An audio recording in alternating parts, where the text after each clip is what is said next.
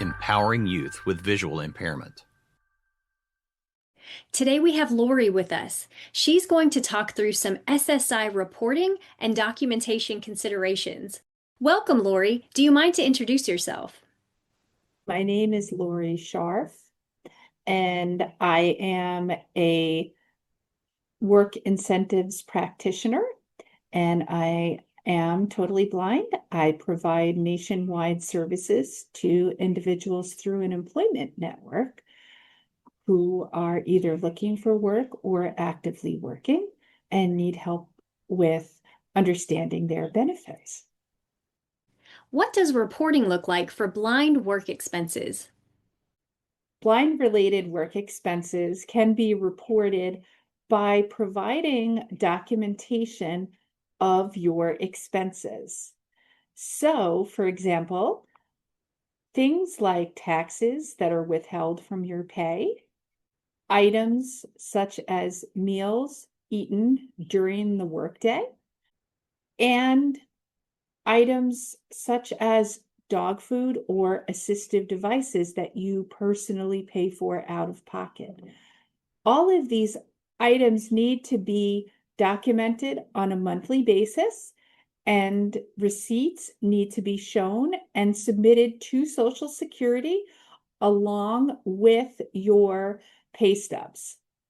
By submitting your receipts, this provides documentation to Social Security as to your blind work expenses for each month so they can calculate your benefit.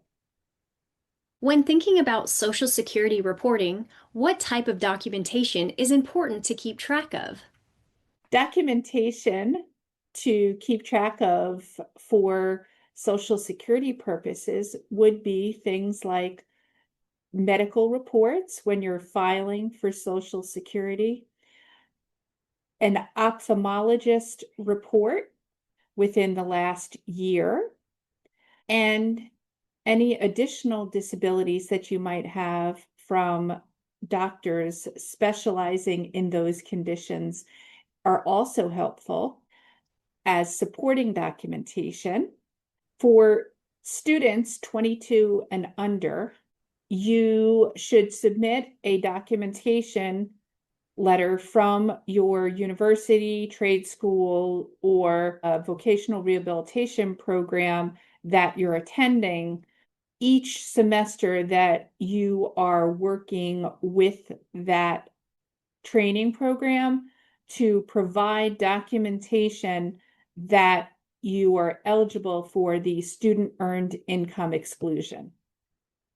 You also should keep track each month of your earnings, both gross and net, that's before taxes and after taxes, a breakdown of your blind work expenses, and documentation of the receipts that you've submitted to Social Security for verification of your blind work expenses. It's also important to remember that once you receive benefits, your Social Security is calculated each month. So the amount that you earn and the blind work expenses that you submit are going to determine how much you're paid.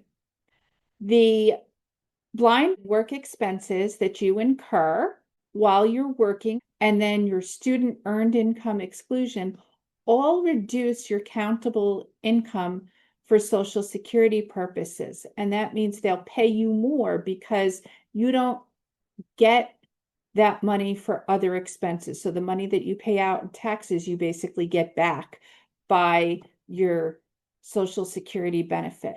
Those expenses and documentation of income should be submitted by the 10th of the month after they happen. What resources are available if someone needs help? After vocational rehabilitation, or even during vocational rehabilitation, individuals can request assistance from a work incentive practitioner through their vocational provider, and you can get information from your local Social Security office or from an employment network that often has a work incentive practitioner. For example, I provide services nationwide to individuals for 3 to 5 years after they've started working. And that very often can be assistance with managing your benefits and reporting your earnings to Social Security and helping you to understand when and why to report those earnings. Visit us at empowervi.org.